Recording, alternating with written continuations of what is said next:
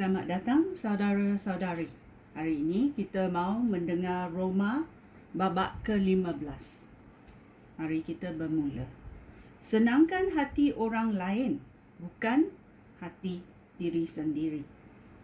Kita yang mempunyai iman teguh harus menolong orang yang lemah keyakinan untuk memikul beban mereka. Janganlah kita lakukan hal-hal yang menyenangkan hati kita sahaja.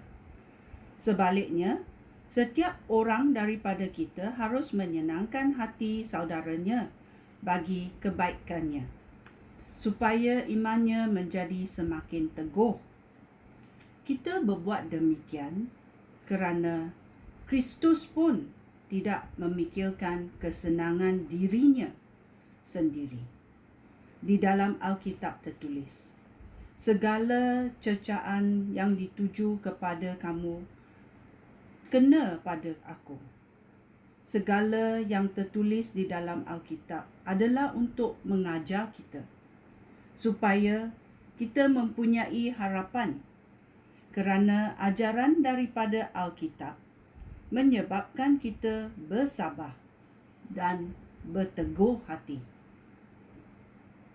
Semoga Allah yang menyebabkan kamu bersabar dan berteguh hati membolehkan kamu hidup seia sekata menurut teladan Yesus Kristus.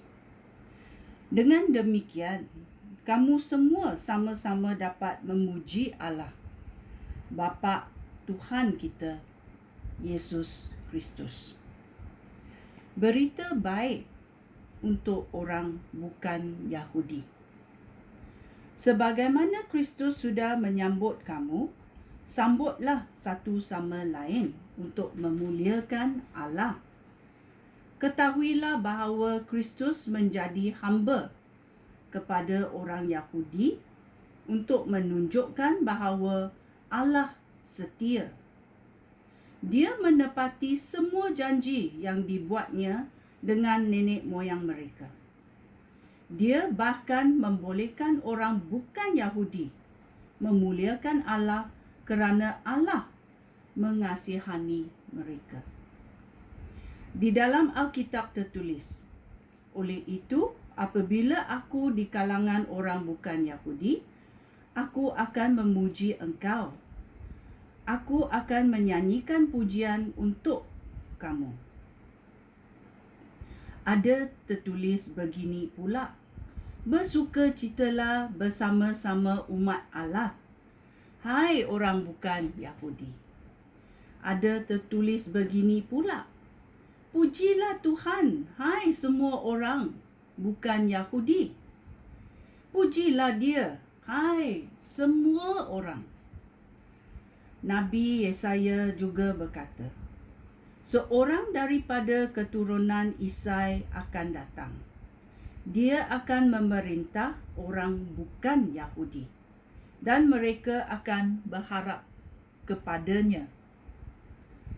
Semoga Allah yang memberi kamu harapan memenuhkan hati kamu dengan kegembiraan dan kedamaian kerana kamu percaya kepadanya, supaya dengan kuasa Roh Allah, kamu semakin berharap kepada Allah. Sebabnya Paulus menulis dengan tegas. Ayat 14.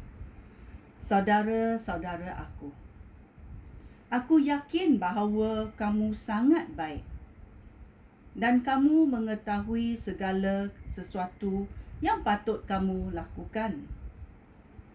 Kamu juga dapat saling menasihati. Tetapi dalam surat ini aku menulis dengan terus terang untuk mengingatkan kamu tentang beberapa buah perkara. Aku menulis dengan tegas kerana Allah sudah mengurniakan aku tugas khas. Aku dijadikan hamba Yesus Kristus untuk menolong orang bukan Yahudi. Aku melakukan tugas seorang imam sewaktu aku mengkabarkan berita baik daripada Allah, supaya orang bukan Yahudi menjadi sebagai satu persembahan yang menyenangkan hati Allah dan yang ditabiskan kepadanya oleh Roh Allah. Kerana aku bersatu dengan Kristus Yesus, aku berbangga dengan kerja aku untuk Allah. Aku akan berani berkata-kata dan hanya tentang apa yang sudah dilakukan oleh Kristus melalui aku, supaya orang bukan Yahudi taat kepada Allah. Hal itu dilakukan dengan kata-kata dan perbuatan, dengan keajaiban dan mujizat, serta dengan kuasa Roh Allah. Amen. Aku sudah mengisytiharkan keseluruhan berita baik tentang Kristus dalam perjalanan aku dari Yerusalem sampai ke Ikronikum.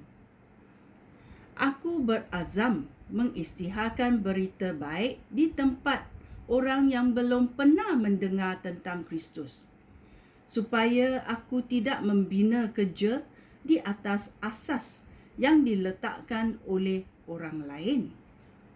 Di dalam Alkitab tertulis, mereka yang belum pernah menerima berita tentang Dia akan melihat, dan mereka yang belum pernah mendengar akan mengerti. Rancangan Paulus untuk melawat Roma, ayat ke-22. Itulah sebabnya banyak kali aku terhalang melawat kamu. Tetapi sekarang kerja aku di daerah-daerah ini sudah selesai. Sudah bertahun-tahun lamanya aku ingin berjumpa dengan kamu. Dalam perjalanan aku ke negeri Sepanyol, aku akan singgah di kota kamu. Selepas beberapa lama bergembira dengan kamu, aku berharap kamu dapat menolong aku meneruskan perjalanan ke Sepanyol. Tetapi sekarang ini aku akan pergi ke Yerusalem untuk membawa bantuan bagi umat Allah di situ. Jemaat di Makedonia dan Akhaya dengan sukacitanya membuat keputusan untuk memberikan derma kepada saudara-saudara yang miskin di kalangan umat Allah di Yerusalem. Mereka sendiri membuat keputusan itu. Memang sebenarnya mereka patut menolong saudara-saudara yang miskin itu, kerana orang bukan Yahudi sudah menerima berkat rohani daripada orang Yahudi. Dengan demikian, orang bukan Yahudi patut menolong orang Yahudi dengan berkat kebendaan. Apabila aku menyelesaikan tugas itu dan menyerahkan semua wang derma itu kepada mereka, aku akan berangkat ke negeri Sepanyol dan akan melawat kamu dalam perjalanan ke sana. Apabila aku datang kepada kamu, aku akan berkongsi berkat yang berlimpah-limpah daripada Kristus dengan kamu.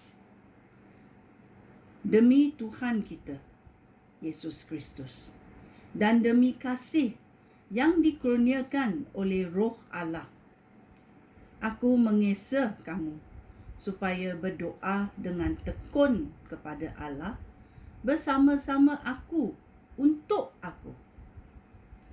Berdoalah supaya orang di Yudea yang tidak percaya kepada Yesus Kristus tidak mencederakan aku, dan supaya umat Allah di Yerusalem senang hati dengan apa yang aku lakukan untuk menolong mereka.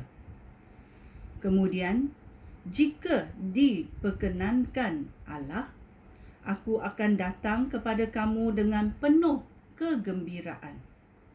Dan lawatan itu akan menggembirakan dan menyegarkan aku. Semoga Allah sumber kedamaian kita menyertai kamu semua. Amin. Ya. Ini adalah Roma babak ke-15. Hasrat Paulus untuk melawat jemaah-jemaah di Roma. Dan dia menulis dengan tegasnya